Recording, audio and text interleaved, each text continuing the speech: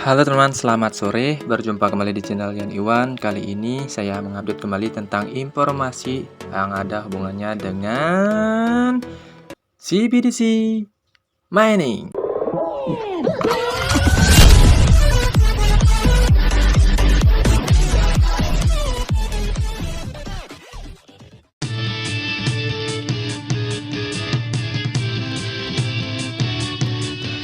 Untuk CBDC Mining ini adalah merupakan digital currency bank sentral teman ya, yang dimana telah mengeluarkan platform untuk memining coinnya seperti ini ya, tokennya seperti ini. Nah, di sini teman-teman yang perlu kalian pahami juga, untuk CBDC ini adalah project yang besar juga, dimana di sini adalah merupakan currency setara dengan $1 ya, currency atau harganya itu kalau digadang-gadang itu setara dengan $1, karena proyeknya ini adalah proyek tentang stable coin.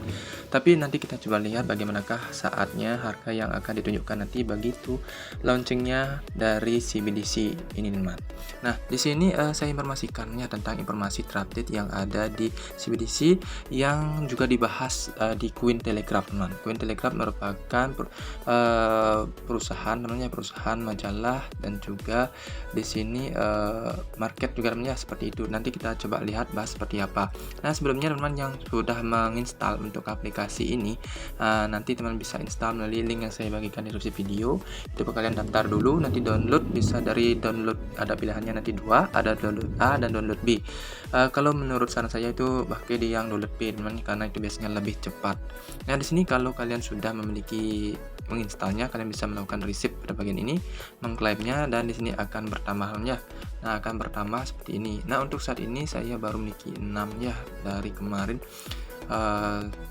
untuk menggarapnya. Dan di sini untuk cara-caranya lebih jelasnya nanti kalian lihat di video saya sebelumnya, untuk cara bagaimana mendaftar, apa saja fitur-fitur yang ada. Di sini kali ini saya akan bahas tentang informasi yang ada di sini. Nah, informasinya seperti ini teman.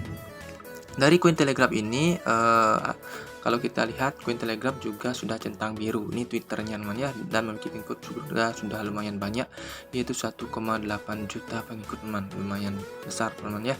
Nah, di sini teman bisa melihat untuk Cointelegraph ini adalah merupakan perusahaan media dan berita ya, yang berpusat di New York. Nah, ada marketnya bernama Cointelegraph MT, magazinnya Cointelegraph ZN, dan riset penelitiannya Cointelegraph CS. Oke, nanti kita coba cek di sini apa saja informasi yang dibahas tentang CBDC. Nah, di sini saya melihat tadi teman ya. Nah, di sini ada CBDC seperti ini. Kalau kita klik sini teman. Nah, di sini dibahas tentang CBDC teman ya. Oke, kita terjemahkan dulu. Kripto akan tetap ada ya, dan CBDC akan semakin banyak muncul lebih cepat daripada nanti. Tapi bagaimana mereka cocok dalam permainan yang hanya dimiliki oleh lembaga keuangan tradisional? Maksudnya apa non ya? Nah, intinya di sini karena banyak sekali tentang keuangan-keuangan yang berupa uang kertas, sekarang yang fisiknya seperti uang kertas, dan sekarang digitalkan ya, digitalkan currency, mata uang digitalkan berupa proyek bernama CBDC. Ini proyek besarnya, kalau kita lihat dari gambarnya saja, CBDC proyeknya besar dengan orang-orang kecil di dalamnya, teman ya. Oke, dan coba kita klik di sini teman, seperti apa dari informasi yang ada di Cointelegraph ini teman ya. Kalau kita lihat dari situs resminya Cointelegraph.com, nah ini informasinya teman ya tentang CBDC. Nah, sini teman ya, 5 cara CBDC teman ya. 5 cara CBDC dapat mempengaruhi sistem keuangan global. Ini caranya apa teman? Oke, CBDC dapat merevolusi sistem keuangan dengan meningkatkan efisiensi, transparansi, dan inklusi keuangan sambil mengurangi penggunaan uang tunai. Nah, ini misinya ya, mengurangi uang tunai. Oke, lanjut. Mata uang digital bank sentral atau CBDC adalah versi digital dari mata uang fiat, versi digitalnya. Didukung dan diterbitkan oleh bank sentral, teman. Berikut adalah 5 cara CBDC dapat mempengaruhi sistem keuangan global. Nah, ini 5 caranya mana? Pertama, digitalisasi pembayaran. CBDC mungkin melakukan pembayaran lebih cepat dan lebih efisien karena mereka akan menghilangkan kebutuhan akan perantara. Akibatnya, biaya dapat diturunkan seiring dengan inklusi keuangan dan sistem pembayaran global yang lebih baik. CBDC juga dapat memungkinkan pembayaran lintas batas menjadi lebih cepat dan lebih efisien karena tidak tunduk pada batasan sistem keuangan tradisional. Kemudahan dan pengurangan biaya dalam melakukan transaksi komersial lintas batas dapat berdampak besar pada perdagangan global. Selain itu, karena akan didukung oleh bank sentral dan tunduk pada kontrol keamanan yang ketat, CBDC dapat membantu menurunkan risiko yang terkait dengan sistem pembayaran, seperti penipuan dan serangan dunia maya. Yang nomor 2, pengurangan penggunaan uang tunai. Penggunaan uang tunai dapat turun dengan diperkenalkannya CBDC karena semakin banyak orang beralih ke pembayaran digital. Ini mungkin mempermudah bank sentral untuk memantau pergerakan uang tunai dan menggagalkan penipuan dan aktivitas kriminal lainnya. Oke, seperti itu teman tujuannya. Mungkin ada sedikit kebutuhan ATM untuk mencarikan uang tunai karena lebih banyak konsumen beralih ke pembayaran digital. Kalau kita sekarang kan seperti Dana, OVO, GoPay, seperti itu teman. Hal ini dapat mengakibatkan lebih sedikit ATM yang digunakan dan lebih sedikit uang yang dihabiskan untuk melayani mereka. Selain itu, CBDC dapat memungkinkan pembayaran peer-to-peer antara orang dan perusahaan, menghilangkan persyaratan untuk transaksi tunai langsung tanpa memerlukan uang tunai yang sebenarnya. Ini akan memudahkan orang untuk memberi dan menerima uang. Yang berikutnya, peningkatan stabilitas keuangan. Dengan memberikan bank sentral lebih banyak kendali langsung atas jumlah uang beredar dan suku bunga, CBDC dapat meningkatkan stabilitas keuangan. Meskipun CBDC dapat menawarkan alternatif untuk simpanan bank konvensional, CBDC juga dapat membantu menurunkan risiko terkait bank runs. Orang dapat menarik uang mereka dari bank selama masa keuangan yang sulit yang dapat mengakibatkan bank run. Orang akan memilih pilihan lain untuk menarik uang mereka dengan CBDC, menurunkan kemungkinan bank run. Oke, yang berikutnya, karena didukung oleh bank sentral dan tunduk pada peraturan keamanan yang ketat, CBDC dapat meningkatkan ketahanan jaringan pembayaran. Ini akan mengurangi kemungkinan serangan cyber dan membantu mencegah kegagalan sistem pembayaran. Alat kebijakan moneter baru. Wais, luar biasa sekali teman. CBDC memungkinkan bank sentral untuk menggunakan alat baru untuk kebijakan moneter, seperti yang dibahas di bawah ini.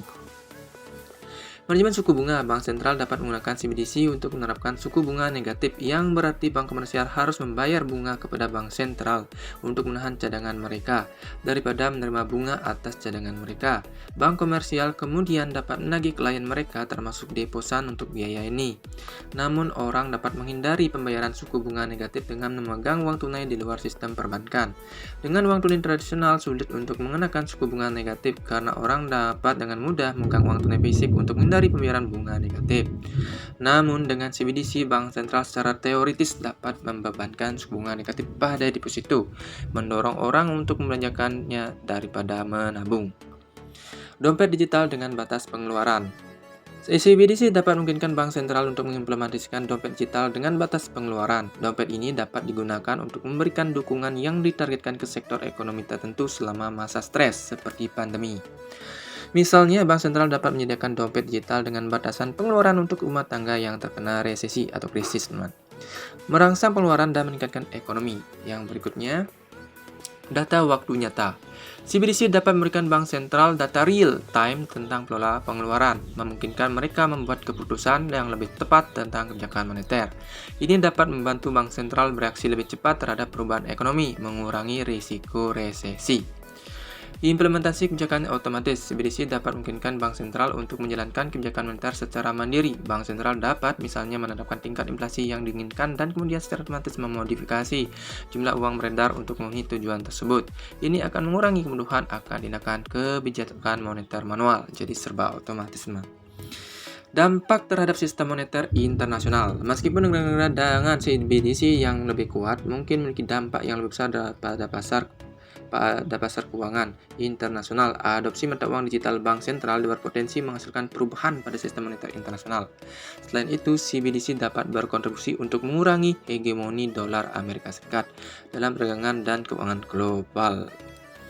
Oke, lagi sedikit kita baca teman. Dolar pasir, mitra digital dari dolar Bahama yang dikeluarkan oleh bank sentral dan dijamin oleh pemerintah, adalah salah satu Contoh penerapan CBDC karena kurangnya akses ke layanan perbankan konvensional di Bahamas, sen dolar dimaksudkan untuk mendorong inklusi keuangan di negara tersebut. Selain itu, ini bertujuan untuk meningkatkan efektivitas pembayaran sekaligus menurunkan biaya penyampaian layanan keuangan. Mengingat bahwa dolar pasir adalah pasar uang yang relatif baru, masih belum pasti bagaimana pengaruhnya terhadap sistem moneter global. Namun, mungkin menghadapi persaingan dari mata uang digital lainnya seperti Bitcoin dan Ethereum. Nah, itu informasi dari 5 cara, tentunya 5 cara dari CBDC mempengaruhi sistem keuangan global.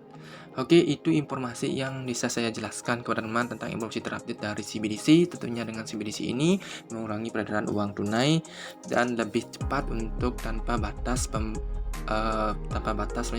pembayaran, maksudnya tanpa perantara, ya seperti itu. Nah, di sini bagaimana cara mendaftar? Pertama, cara mendaftar terlebih dahulu. Cara mendaftarnya teman bisa mengklik link yang saya bagikan di deskripsi video atau langsung saja download dari aplikasinya. Kalian bisa daftar di sana dengan undangan ini, teman ya, 336655 jika kalian berkenan. Linknya nanti bisa kalian klik, mungkin agak lama loadingnya karena banyak sekali yang akses karena begitu viralnya untuk CBDC ini, teman. Yaitu sabar saja, cari waktu yang tepat untuk mendaftar atau tunggu saja sampai ini terbuka, teman. Masukkan alamat email kalian, kata sandi yang kalian inginkan. Kalau bisa di sini kata sandinya adalah kombinasi huruf dan angka, huruf kecil, teman ya. Dan sini ada ID undangan. Nah, ini kembarnya 336655. Klik daftar sekarang. Oke, untuk informasinya teman-teman jangan melakukan yang namanya kecurangan, kan teman-teman ya. Karena ketat sekali sistemnya di sini. Nanti akan dideteksi, kasihan juga akun kalian di BNN, teman-teman, dan juga mengurangi pendapatan dari yang merujuk kalian. Jadi seperti itu, teman ya, ada sanksi-sanksinya. Jangan nuyul, jangan membuat cloningan akun maupun hal-hal kecurangan lainnya.